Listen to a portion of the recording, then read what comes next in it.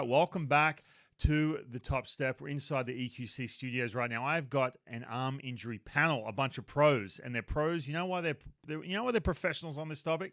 Because A, they've pitched in the big leagues, and B, they've all had some form of an arm injury or some sort of arm surgery. So I'm going to go around. First of all, we've got Brandon Morrow, Eric O'Flaherty, David Aardsma, all ex-Seattle Mariners, all ex-teammates of mine. Guys, first of all, welcome. Brandon, we're going to start with you. Give us your injury, your injury history, especially your arm injuries, man. What have you had in your career? Multi-time arm injury owner. Let's see, we'll go from the fingertip up. I tore the tendon in my index finger.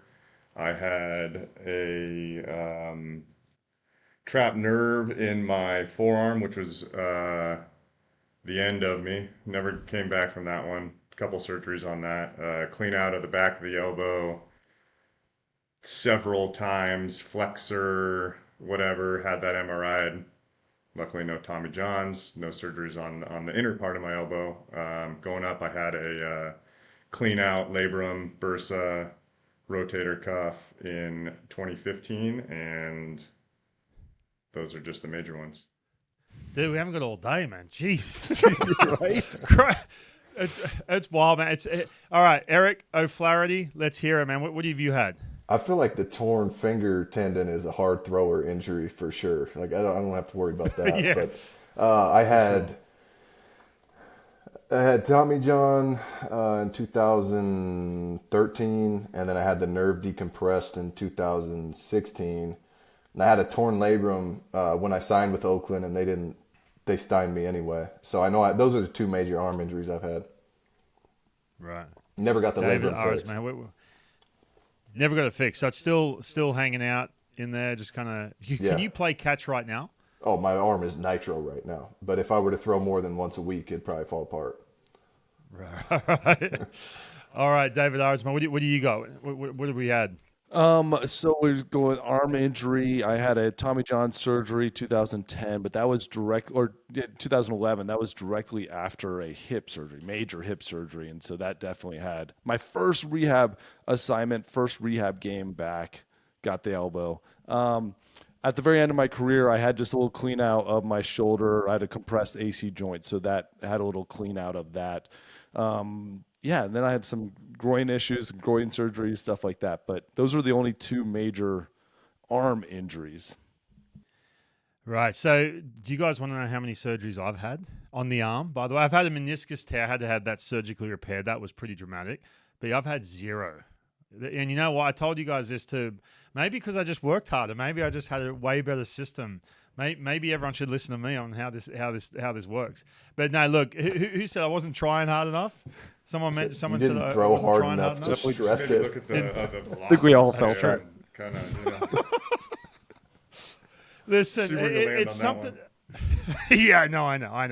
Yeah, exactly. I walked right into that one. Now, it's everyone's talking about it, and it's this topic that I'm not saying the arm injuries are not going to go away, but the topic and the talking point of it, the subject keeps coming up over and over and over. And you hear different things, right? You hear about whether it be the pitch clock, last year, that's kind of that easy, quick point the finger at it. You hear about everyone, trying to throw harder. But when you look at this, and, David, you brought up some numbers earlier, right? It's not like this is just this year alone. There's just a blowout of arm injuries, and it was never like this, right? You rattled off some numbers earlier, the last couple of years, and you mentioned 2014 as well. What were some of the numbers compared to this year? I'll hit a couple years, like 3 years in particular, 2000, 2014, and 2024. When they're looking at the first 100 days of the season, which is usually when we kind of get that epidemic of guys getting hurt, 9 Tommy John surgeries this year in the first 100 days, 11 in 2014, and 10 in 2000. So we're not necessarily seeing a rise in the Tommy John, and it kind of plays the same numbers play against the minor leagues too. The only difference is 2014 there was 38 Tommy John surgeries in the minor leagues, and only 17 in 2020 and 16 in 2024. So why is it such a big deal right now? Like, and I'll leave this up to anyone. Why are we talking about it so much right now? Who got hurt? 2024. You have What's that? starters throwing 100 miles an hour that get hurt that are main guys. It's going to draw a lot more attention Yeah. to it. I'm trying to remember Yeah, who else no, it was. I I know Strider blew out. Strider has to have Tommy John or a similar surgery. Somebody else did. Somebody else is. Well, when you're looking at Well, you're looking at Right. 8 of the top 10 hardest throwers in baseball from last year Yeah. were all injured. Yeah. That's the problem. When you're looking at, these guys, obviously DeGrom's a big one from the last couple of years. Hunter Green, Sandy Alcantara, Garrett Cole was hurt. He's still trying to come back. Evaldi, Yuri Perez, Shohei. I mean, just keep going down the list. So you think look, I'm not going to say it's not a problem whatsoever. Oh, yeah, no, it's all good. It is a problem, right? And especially, we're going to get to the youth side of this at some point here as we get moving. But it's more of the situation where guys are throwing gas, these big name dudes. And one guy that stands out to me is Shane Bieber. He came that's back. the other He one I looked was trying to. Yeah. Right. Yeah, right. And he looked good, man. He was coming back. He had that breaking ball was filthy. The usage was a little bit up on that breaking ball. And sure enough, he's having this, I'm not going to call it a resurrection, but he's having the Shane Bieber of old, boom, blows out right around that time when, Spencer Strider goes down and some of the names that David mentioned as well. So you look at that and you think to yourself, okay, it's obviously an issue, and it's something that all of a sudden the pitch clock of recent years, do you think the pitch clock has anything to do with it? Is it a big factor, small factor? Anything in regards to the pitch clock? What do you guys got on that? I mean, I tried to throw before I had time to think, so I was always working fast. I don't give it too much credit, but if starting pitchers and guys with credibility are saying it, then I think you got to listen a little bit. Yeah, that's a good point for sure. Now, Brandon, you work with the Dodgers currently. You do some stuff with them, and Dave, you've worked with the Blue Jays as well, right? Is this something where with a professional team that they're not that they don't care about it? Obviously, they want to keep their guys healthy, but is it something that Brandon, I'll start with you. They look at and say, hey, this is a problem. We need to keep our guys on the field. How are we going to adjust this? Or do they, are they trying to come up with solutions in-house to try and fix this issue? Because throwing hard's not going to go away. Yeah, the solutions, I was going to say, always looking for solutions, right? They're always looking to improve the health of players. But I think with a front office, I mean, it's been this way a long time. Guys get hurt, marquee guys get hurt. It's cost of doing business, and they understand it. And always looking for ways to get healthier. But I think also the things that we have to look at are the ways that they've been trying to improve on field play, and the spin rate and velocity explosions, I think, are probably the first thing to look at. Yeah. The other thing, too, and you mentioned spin, I know it has nothing to do with breaking balls in regards to the usage, but one thing I'm looking at here, the usage has changed so much. I mean, you guys tell me, man. I'll go around around the table here. When I threw way more breaking balls, I was pretty gassed the next day. Like, I was more gassed than what I was. If I threw 100 pitches and I'm like, oh man, I threw a ton of breaking balls. Yeah, and I'm not saying because I might have some people driving along saying, "Oh yeah, I told my 10-year-old not to throw a curveball." It's nothing to do with that. I just feel like it took more out of me. Did you guys feel the same way or not? I definitely did. I mean, I tried not to ever throw an off-speed pitch if I didn't have to, but without a doubt, you feel it when you're playing catch. You feel it when you're practicing your pitches. Especially, I threw a split. And so I felt that I had to limit the amount of splits I threw every day. I had to be very careful. If I'm practicing in spring training, I couldn't throw more than 15 playing catch. If I threw more than that, man, my elbow was definitely hanging. So you had to pay attention to it. But a lot of this comes from, on a front office side, from a team side, is workload management, right? Acute to chronic workload. They're trying to track that. They're wearing trackables all the time. They're trying to manage workload, and that's when we're seeing the innings drop. We're seeing the numbers drop because on the back end, we want them to throw their best pitches all the time, every single pitch. And I remember sitting there and watching it and hopefully I said this to any player. When I'm watching a player throw a 93 mile an hour pitch on the outside corner painted, great. And then I see that 95 mile an hour pitch a little bit up, gets by the guy, And you look back at the numbers, you're like, all right, well, that one just improved by the spin rate by 100, their vertical movement raised by 2 inches, and their vertical approach angle lowered by a half an inch. So you're seeing a better pitch, and you're saying, dude, do that pitch. And then they do it every time. And then they throw the get me over slider, and we all know this. You throw get me over slider, get me over curveball, and then you throw that 0-2 hammer, and somebody back there goes, dude, that's the pitch. Throw that every time. And now we're looking at these guys throwing it every time. Yeah, that's a great point, Eric. You used to break off nasty sliders, right? And you threw a lot of them, even back before it was this situation where you see like the Boston Red Sox, man, like they throw the most amount of breaking balls. I don't know if it's changed the last week or so, but I remember looking at the end of April, but their innings were one of the lowest. But even though their pitchers were doing great, like their starting pitchers were doing great coming out of April, but they're only going 5 innings, 5 2/3. Did you feel a difference, man? If you're like, man, I've just thrown 4 breaking balls in a row, did you feel the difference the next day or not? Not really. No, but I think it's different as a reliever. You know, I mean, when you're a starter and if you're throwing 50% breaking balls, it's a big deal. But you watch it now. I mean, guys are encouraged to there's a lot of pitchers in the game that are throwing 60, 70% off speed. And they have a 100-mile-an-hour fastball, you know, or 95 to 100. I didn't notice any extra stress regardless of what pitch I threw because I tried to throw everything hard, even my breaking ball.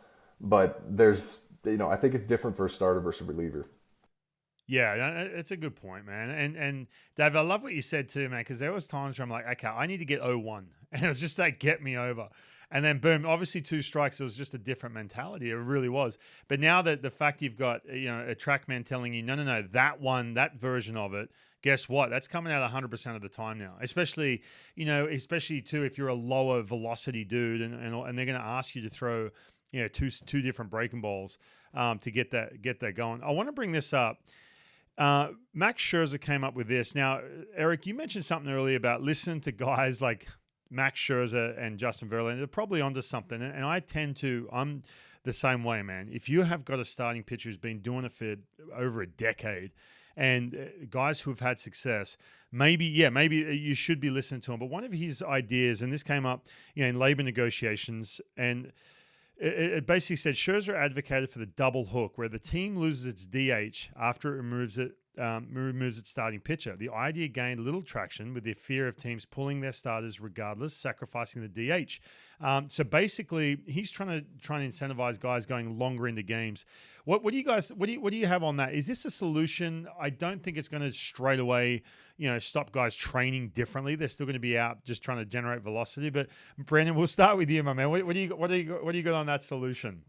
Yeah, saying I'm smiling, laughing, thinking he's just thinking up ways to keep himself in the game longer. Yeah. Doesn't see the manager coming out, doesn't want to lose his DH. You know, let me finish the 5th, 6th here. Well, is this something that what is a solution, man? Like, because here's the thing, and like I said, youth side of things, I think there are some easier solutions here, but from a major league side, something like this where it's something where, all right, it's just they've gone hard in regards to shift, you know, call it banning the shift and some other, you know, pretty hefty rules here. But Eric, what do you got, my man? Is this something that, like, take away the impending issues it creates with, like, player value if you're a DH going, shit, I've just lost 2 at bats. Yeah. And things like that. But is this something that could not gain traction, but do you think this would be a way to incentivize players to train differently? No. To try and be no. Okay. I mean, just they're going to do what they can to put up the numbers while they're in the game. And I saw an article the other day that, you know, limiting workloads hasn't even limited injuries in any way. Like it's still the same. So I don't even know if it's about that. But my thought was go back to the hit your spot zone. Allow pitchers to get rewarded for hitting spots, because I think when they started putting that box up on the screen and umpires had to call actual strikes, like when we came into the game, you could throw a fastball 2 to 3 inches off the plate, and if you hit the spot, you got the call. Once teams realized that players had to come in the box and they had to be in that strike zone, they just said, well, then it's just got to be the nastiest stuff possible, because you couldn't get rewarded for hitting your spot. And if you watch a guy like on the Mariners, I'll watch Munoz. He'll throw a slider behind a left-handed hitter, throw a fastball off the backstop, throw a fastball right down the middle at 103, bounce another slider and they swing, and then throw a high fastball and they chase that too, and he'll throw one strike and strike somebody out. But that's what you get rewarded for in the game now, is the nastiest stuff possible. So if guys have to throw strikes in that box, why wouldn't they try to be as dirty as possible, and why wouldn't those be the guys teams gravitate toward? But if you can get rewarded again for pitching, there might be a chance where guys are going to try to hit spots and a Kyle Hendricks can actually be in the game. So you're saying if the umpire, if the umpire's a little bit more lenient? Well, just allow them to have their own zone instead of having to be so specific. Yeah, right. Oh, hey, and by the way, the umpires, man, like, I got to give it to They're them. They so are under good. so much pressure, dude. They're so good. Oh, they're so good, man. I mean, like, you've got the robo umps like looming over where they're essentially. I get it. They're kind of steering towards the challenge system, which I got no problem with. But you've got social media now. You've got the umpire scorecard. Dude, they are, man. That's a tough gig right now, dude. If you're an umpire, Guys get ejected on a pitch that's 2 centimeters outside now. It's crazy. Yeah, and arguing and arguing and mad because they know the zone and they know the box. And when we're talking about the box, we're talking about robo umps and stuff. Exactly what you're talking about. Like, pitches are just going to get nastier and nastier because you only have to touch the box. And I remember throwing, you guys have all done it. We've thrown a slider, curveball off the corner, and you're like, ball. That's a ball. Right. It's a strike. It's always been a strike. If you go by the rule of the law, we just know we missed our spot. It's down and away. So now the goal isn't going to be try to get in the box. The goal is going to be just touch the box. Touch the box. Just Yeah, touch it. for sure. And so you get these guys who, it might be a different way of saying command, but it's a different set of rules. It's a different game now because you don't have to hit your spot at all. You just have to hit the box. That's what I mean. So if you were maybe not penalized, but if you weren't rewarded for missing your spot by 3 feet, but it's 99, you might have less guys willing to just be like, I hope this clips a corner. I'm going to throw it as hard as I can. That could limit injuries. Yeah, for sure. I was the king of, catch a set up inside and then I miss on the other side of the plate, paint the black. Yeah. You'd be great now. You'd be locked in. You'd be killing it. Yeah, but there would be times when the umpire's like, ball. I'm like, dude, come on, man. Just because, the catcher wasn't showing the pitch properly. And then there was other times where it was like, strike 3. I'm like watching these highlight videos. I'm like, I'm just flat out missed the spot and I'm walking off like you're the man. like I'm the man. Exactly, doing the sword. Now, one last thing before I get to the young kids out here, because I know there's a lot of young kids and parents, man, and we're all parents too with and we all see it, man. We're all around youth baseball enough to see what goes on. But talk us through, and this is kind of leading into the youth side. When you're coming back from some of these injuries, Brandon rattled off 1,000 of them. How hard is it? People just think that, I'm having TJ, I'll just rehab, and then boom, 6 to 8 months later, I'll be back ready to roll and try and roll into a season. How hard is it, man? When you go down from a situation where you start second guessing if I'm ever going to come back, if I'm ever going to be 100%, especially shoulders, I feel like more so than TJ's. But and the reason I'm asking this is because I'll talk to a 16-year-old and they're like, if I have to have TJ, well, you know what? I miss a year. I'm like, it's not that cut and dry, man. Like, it's just not how it goes. How hard is it coming back from some of these major surgeries? I didn't. I was never the same after Tommy John, but people look at it like you're just getting a cavity filled now. Like it's that simple. Yeah. I don't think it is. Yeah. Right. Dave? I was never the same after my hip. Right. Never the same. I was a guy sitting, averaging 97, 98, just sitting there. And whenever I really wanted it, trying to pitch at 95 and then touching 8, 9, whatever when I wanted. Yeah. And to a guy that was battling everything he had for 93. I was never the same. And then the Tommy John obviously kind of flows right with it, but it's the second guessing. It's the feeling. I never had the same feel of my split ever again, and that was arguably my best pitch. Right. Brandon, what about you, man? I know you've been up and down with injuries all over the place from my time playing with you and then onwards, dude. But how tough is that? Like, and I'm talking about being in Arizona when the team's off wherever and you're watching them and you feel like you're out of the loop on everything, and then you're second guessing, questioning if you're going to come back. Yeah, definitely. I spent a lot of time like that down in Florida with the Blue Jays for not just arm injuries, a couple, but oblique down for several months. And it's a grind rehabbing every day like that, being away from the team. Like you said, you're not seeing the guys, you're not feeling the energy from the season or anything like that. I mean, it feels like it's like three times as long as it should be each time.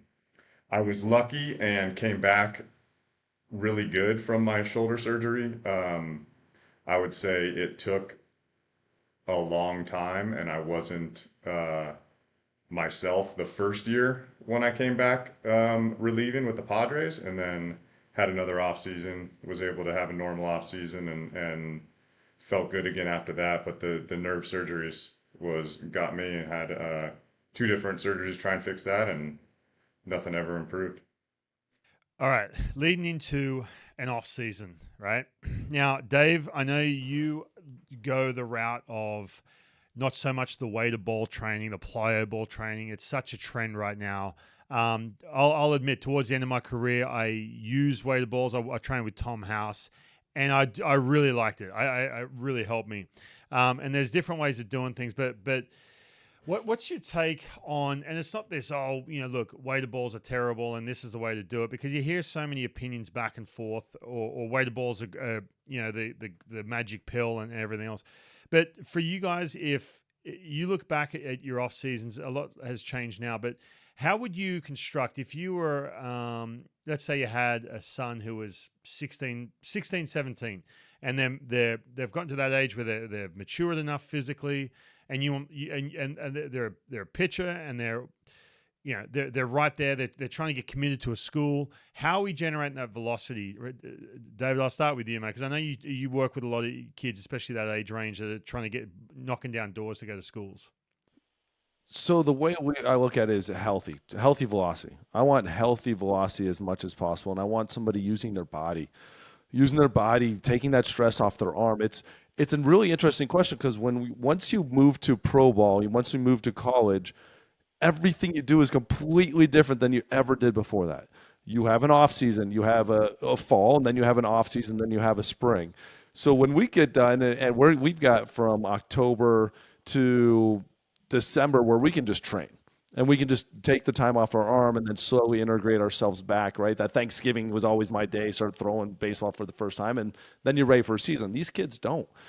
There aren't showcases in the fall. There's showcases in the winter. Then you got the spring season. Then you have their summer ball, which is maybe the most important part of all of it. And then it just goes again. For me, it's trying to find a balance of where do you want to showcase yourself. A lot of these kids say, I'm going to showcase nonstop. What are you showcasing? What are you showing anybody? Can we pick a time and say, I'm going to be my best during this period, and this is what I want to show everybody? So whether it's weighted ball, whether it's medicine ball, like more what I do, whether it's you go do any other sort of training, how do we integrate that and let that just be your development phase? Let that be a velocity development phase where you're training your body, training yourself to move and to move hard and to move fast while being able to consistently do it, and then showcase yourself. It's the problem is we get all these kids wanting to do whether it's a run and gun, whether it's a pile ball, whether it's my training, and then go do a showcase, and then come back to it, and then do a showcase, and come back to it. So we're constantly putting these kids up in these workloads that are just all over the place, when we need to be able to designate training time and rest and then showcase.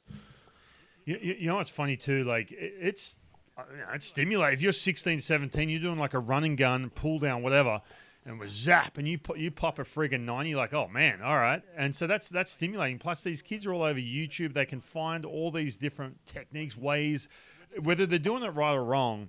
They have so much access to that. But then when you watch them do any of like the recovery stuff, yeah, or like building that base, it's brutal, man. I've seen it, man. Like I have a velo group in the winter here, and we see each other once a week, and I write their program.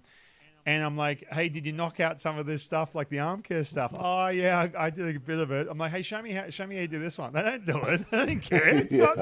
That's not moving the needle. They don't care. They just want to pop a friggin' 90. You know what I mean? A lot of it's that like I had this kid that I've worked with for a few years, and he got told that your junior year is the most important. So he's got to be at his best right now this season, and he's got to do all the showcases. And I was just thinking, so he's throwing about 88, and I said, so if you're throwing 94 left-handed next year, and it wasn't your junior year, nobody's going to pick you up. You're not going to be able to find anywhere to play. Right. But there's so many of these like travel ball organizations and showcase exhibits or whatever you want to call them that are telling these kids, you got to do it right now. Today's the day. It has to happen. This year it has to happen right away.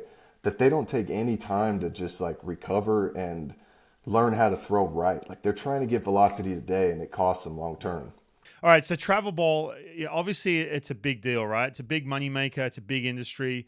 Should Major League Baseball, not that they're any kind of governing body here, but should whoever the governing body or whatever it is, have any kind of regulations on travel ball, whether create seasons or you can't do showcases in November onwards? What do you got, man? Somebody should. I mean, I have a friend that's a PT, and he'll have these kids come in, and I'm a baseball dad right now. It's really easy to get sucked into. Your kid has one good game, and I think he's going pro. Like the emotional roller coaster of it, I get it. But my buddy that's a PT, he'll have these kids come in that threw like 80 pitches on Thursday, and then came out of the bullpen on Sunday and threw another 80, and then they're starting the game on Tuesday. And it's somebody has to kind of step in, because I'm not saying all travel ball people running it are bad, but there's definitely an interest in making money, and then there's an interest in winning. And I don't think that winning should be that big a priority when kids are that young. Right. Why is that? Like, I get the winning part. Like, I get the fact that, like, no, I don't get the winning part. Like, why is it such an incentive on a weekend? Like, isn't there enough incentive for a parent for a travel ball coach or someone who runs the programs to say to a parent, hey, listen, like, join this program, pay me the money, right, instead of that other travel ball program, because I'm going to actually develop your kid. Like that, I don't get that. Like, why is there such that push to win a tournament on a weekend? Listen, we have these games right now. My son's playing kid pitch for the first time. Little League minors. People care if they win these games. Like, the mound's too far for them. They can barely throw it that far. The catchers can't catch the ball. The hitters can't hit it. They can't field the ball. They can't throw to the bases. The only way you score runs is if you just stand there and walk and then steal second, third, and home. And we have people talking about who won the game after. And I'm like, this isn't even, trying to win isn't even good. You can win every game if you don't swing the bat. But the kids are getting nothing out of that. Are they pulling up the numbers on, what's it called? What's the tracker Game thing? Changer. Game Changer, yeah. Yeah. Oh, man. I'm telling you right now, hey, listen, I have had that many people say, oh, hey, check out, like, parents send me a link, click, and then it just pulls up all the kids' numbers. I'm like, I don't know what this means. Like, oh, you hit 480 in this season, this summer in 16 different tournaments, like the July 4th Big Bash or something, you know what I mean? Like, I have no idea. David, your kids just started travel ball. Is this the first year, right? First year of travel ball. And it is obviously down here in Arizona, it's crazy. It is insane. It's out of control. So we're trying. We picked a team, but we're all staying together, so we're not part of another organization or everything. And we call it Travel Ball Light. So we're doing travel ball, but maybe 6 tournaments, maybe something. And practice, man. That's the reason I joined this team. It is some of the most incredible practices I've ever seen. The kids had 8 defensive plays with runners on first and third, and they knew it at 11 years old. Just because they're practicing it, they're learning the game. It's we want to win, but not at the price of development. And I get to run as the pitching coach, so I don't know if I've ever had a pitcher throw more than 60 pitches in a weekend. We're not doing this. We're watching a kid in a tournament. We were in a championship game. The kid threw 110 pitches in the championship game against us and had 30 the day before, and they were playing a doubleheader through the last 10 pitches of the game before the doubleheader. So they're looking at 150 pitches in a weekend, and he beat us, and they're all great job, man. But we're going to win the long game, and that's the idea. I know, Brandon, you're in Bellevue West Little League, right, Brandon? I saw him down at Hidden Valley where they play doing a way to ball program with his 7-year-old. I was like, dude, he's up, man. He throws harder than any other 7-year-old, right? Hey, do you get hit up though, Got Brendan? ripping heaters out there. I got to ask you this, man. I know Bellevue West, and they do a really good job. A matter of fact, I'm doing a camp there in a couple of weeks. You're more than welcome to come and swing by. But are you you might be coaching it. You're going to be my pitching coach over there, Brandon. You're gonna be there anyway. We're already signed up. Do you get the I guess everyone maybe deals with this, but do you get the hey, you pitched in the big leagues for a long time? Any kind of like, hey, what do you got for these kids? Fix them today. What's that? When I talk to people, they're like, make my son better today, right now. They want a magic pill. Brandon, do you get that, man, even when your kid's that age? Yeah, definitely. I mean, I help out at all the practices, but I mean, I can make the kids better. Like, I have lots of great suggestions for these kids. They just can't. It's hard for kids we're talking about 7 and 8-year-olds. Yeah. So like a lot of kids just kind of like push the ball when they throw, and I'm showing them, how to have a proper arm circle and throw the ball, but they can only do it for 2 or 3 throws, and then I turn my back and walk away, and then they're picking daisies or, flipping the ball, wrestling each other, doing whatever. So I have a very laid back, demeanor at these practices. I'm not in there, and I hate, like you mentioned, all the pass balls, and that's basically the only way that runs are scored, and I hate it. We play against the Kirkland teams too, and they have rules about you can only steal once a batter. You can't actually score a run on pass balls. So it incentivizes the kids to, swing the bats. You can only score the runs when you actually touch the ball with the bat. So I enjoy that a lot better. We had a playoff game, Little League playoff game yesterday. I don't think there was 1 run scored on a batted ball. Right. It was like 9 to 8, I think, with all runs scored being on pass balls. What about too? You hear these. I remember when I was in A-ball, guys would come out of college, right, and they're throwing friggin' 150 friggin' pitches, right, Brand? I'm sure you were the same way too. They get to pro ball, then they're like, hey, simmer down. We're going to sort of monitor this. But what about college baseball? Do they need to clean it up a little bit in any way? Do you think that has a big effect on guys going into pro ball?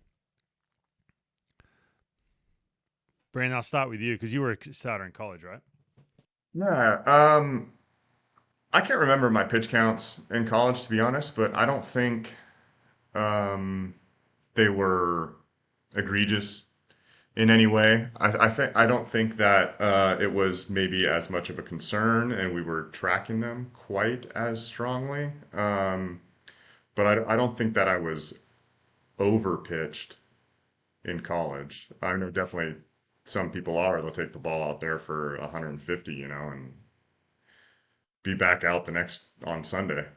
I think now, though, there's such an influence from other businesses like a Driveline, like other companies and Major League Baseball, where a lot of these coaches have now transitioned into colleges to where they are now tracking it. The workload is way different now, especially with NIL. Financially, colleges are now supporting baseball programs a lot more, where you're getting coaches that are actually tracking stuff and actually paying attention to it and trying to learn and maybe sometimes do a better job of workload management than they do in pro ball because they can influence it more. They don't have a front office above them telling them everything they have to do. So they can influence more. You are sometimes in some places getting better workload management now, but in the past, I came from Rice. Very famous. Wayne Graham was famous for blowing out starters' arms. I don't think a lot of it was his fault, but a lot of guys came out hurt, but they were workhorses. They were throwing. Yeah. There was no pitch count that wasn't too high for them to pitch. I think now college is a lot different. I think it is about what's that next level, and they're getting a lot more influence down from pro ball into how to do it. Yeah, gotcha. Well, so what's the solution? I'll go around the table. Give me not the solution, what's the biggest factor here, right? What's the biggest thing? I don't think it's pitch clock. I honestly just think it's everyone. The bar has been raised so high that you now have to go max effort every time you throw, and front offices are going to tell a AA kid, look, we're going to design this pitch for you. right? It may have more stress on your arm. You're going to throw it 60% of the time, maybe. Or we want you throwing 97. If you're not going to be on the radar. We care more about swing and miss than we do, command, call it that. But yeah, I'm going to put my hand up and say, yeah, no worries. Like if you told me at AA, because I didn't throw hard, if you said, hey, we can get you throwing 96, 97, and that slider of yours, it's going to be filthy. And it's going to be 90 miles an hour and just straight Erico Flaherty, just blackout right at the end. Yeah, I'm going to be in the big leagues. So what's the solution then? Like if that's the way it's going to go, how do you do it? Where do you kind of mitigate this risk and say, all right, the players the fans want to watch is Spencer Strider. We can keep him on the field longer if we did this. What do we got? Well, that's a good point that we hadn't talked about was the way the guys are training now, throwing the ball. Like we all threw bullpens, our side work. We didn't have pitching labs that we were going into where you were seeing those 1,000 frame per second cameras that you're doing pitch design where you would work on your breaking ball, throw it, try to get an actual feel of it. But now you're in there ripping sliders, trying to get the spin rate as high as you can, working on a grip change that maybe is just not patterned right for your body, putting a little more stress on your elbow. Right. Those are a lot of things that we weren't doing even, 5-6 years ago that I think have become really important, really prevalent now is increasing those spin rates, optimizing your pitch in those labs where every pitch is thrown with game intent because you can't just flip stuff in there and get real work done. You got to be throwing those balls hard and correctly, right? You got to be spinning it hard and that's what they're trying to do is improve that. And to that point too, you're talking like late January. A guy's going into spring training and they're in late January ripping that pitch because they're trying to design it and they're trying to have enough weeks leading in to go, oh yeah, now this slider is doing this. And they're like, oh, man, I've seen some dudes. I'm like, hold on, is he got a showcase next week? Like, is that why we're peaking out here? It's like, no, we're just trying to design this. I'm like, damn, like, all right, a couple of weeks. He's still got a month or so before spring training starts. That's crazy. Eric, what do you got, my man? What's the I'm not going to say the solution, but what's your take on this whole thing? It's not going away. We all know that. What do we got, man? Well, I mean, that's why I brought up the strike zone because I don't see any other way that guys are going to do what gives you the best odds. And right now that's the high velocity, right? Yeah. I mean, for me, and same thing with what Brandon was saying about like the training and everything like that. I don't think, like I watch a lot of these hard throwers and I don't know, max effort gets used a lot. I don't know if there's, like Strider's smooth. He's throwing a smooth 100. But the work he's done, his body for me is operating at max capacity. Right. Throwing 100 miles an hour is just, something's going to break. Like it's just, I just don't think it's something that you can do long term and stay healthy. I mean, Nolan Ryan's the only guy I can think of that's just thrown, however many thousands of innings and stayed healthy throughout his career. Everybody else you see that sits 100, like you can book the appointment. So I don't know if there is a solution other than the game changing what it rewards. But if guys have to throw it in that box, I think that you're just going to keep seeing guys try to throw as hard as possible or train to be as high a velocity thrower as possible. I don't know any other solution there is. Yeah. Dave, what do you got? Outside of completely reinventing the game and getting rid of any trackable of a pitch, if we got rid of TrackMan, if we got rid of Hawkeye, we got rid of Rapsodo, and just started training where we're watching the pitch and watching a hitter's reaction, watching our catcher's reaction, having a conversation with the catcher, like, was that a good pitch? Is that an 0-0? Is that an 0-2? What do you got? If we took it all away and we went back to that, we would see a regression in velocity, we would see a regression in spin rate, and an increase in command, and I think we'd actually have more healthier, longer pitching pitchers. We're not going anywhere. It's not changing. There's not a chance in this world. The cat's out of the bag. So the only way I look at it is you start cutting innings. Still cut it down. You're going to see guys where the average is below 5 innings, and that's going to be normal. If 4.1 inning already is pretty much, that's going to be a great inning, a great outing because we're going to train these guys to face a lineup one time. and and that's going to become more and more and more prevalent. And a guy that can get to 6 innings is going to be so rare that let's stop playing the game and just understand that this is what the new baseball will be. Right. Yeah, the starting pitcher has kind of lost its, I'm not going to say its value, especially when you talk about a guy just that horse going deep into a game. One solution, I won't keep you guys too much longer, but one solution that came up from a front office member who I know was like, why not do it like they do in Japan? Not saying that Japan's a model for success here, but where you have there's a day off. You do a six-man starting rotation, and every Monday's off. So it's literally at 6 days you pitch once a week. So you're pitching Friday every Friday. It's not a pitch go 4 days. What do you guys got on that? I don't mind it. I don't mind it. Monday games. Why are we playing Monday games anyways? Right? Who's in the stands? Who wants to go to a Monday baseball game? Right. Yeah. Yeah, the season's going to take a lot longer. 162 with. Well, yeah, that's the other part too. All of a sudden, because people have talked about, cut down. There's too many games as it is. You cut it down to 150 or something like that. People lose money too. I mean, you're losing. You're losing the gate. You're losing a bunch of stuff there too as well. So that's a tough one. The Braves are kind of doing that right now. They have a starter, Reynaldo Lopez. They're letting rest. I mean, he's going every 6 days. Right. I mean, I could see that. That's really, recovery's huge, and that might be the only way to really limit it. Especially if guys are going to keep throwing 100. Yeah. Well, man, we do have some definite solutions, Dave. I love your take, man. And I think if you're watching out there, if you do find a travel ball program like David Aardsma has in regards to the development, training, a little bit more than all the tournaments. But I'm just thinking back, man, it is fun. Like if you're a kid, like going to that tournament, it is fun. As long as you can make it fun, David, I'm sure you guys are. And plus, I don't know who the other coaches are, but they're around Major League Pitchers, so that helps too with kids. But they want to go to these tournaments and win those rings and everything else for the little championship rings and everything else. But the development side, man, if you can somehow bring that back in where parents are paying money for that, that's a huge one. Were any of you guys studs growing up? Because I didn't stand out in any way until I was about 17. Right. No. Senior I was year. a little. That's it. Yep. So that's another crazy thing is to see how excited everybody's getting about the 8-year-old that's got his coordination a little early. I was just about to say Brandon. I said Brandon's like 20. Brandon's 24 months away from it. Like with his kid being 7. Yeah. Where it's like, man, if that ball comes out of your hand like hard, he's like, dude, there's some hype with a 10-year-old now. Yeah. That's crazy.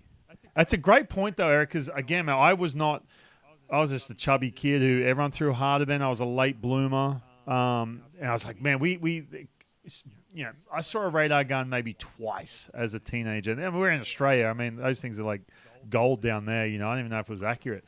But all the kids would line up and throw. I'm like, oh, man, I'm way subpar here. Yeah. That is for sure. And then finally got a little bit bigger. But Logan Gilbert talked about that, too. He barely pitched in Little League. He didn't pitch at all.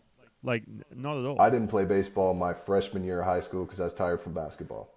Right. And so it's crazy to see, like, how intense all this is when it does, like, who's good at 9 to 10 doesn't mean anything. Who's good at 10 to 14 doesn't mean much. 100%. For 100%. Long term, you shouldn't be going all in on a sport. Yeah. No, I'm with you. That's the other one, too. Play multiple sports, man. Like, why not, Yes, Sure. Oh. Man, and that's where we're talking about the downtime too, with David, what you were talking about with the kids.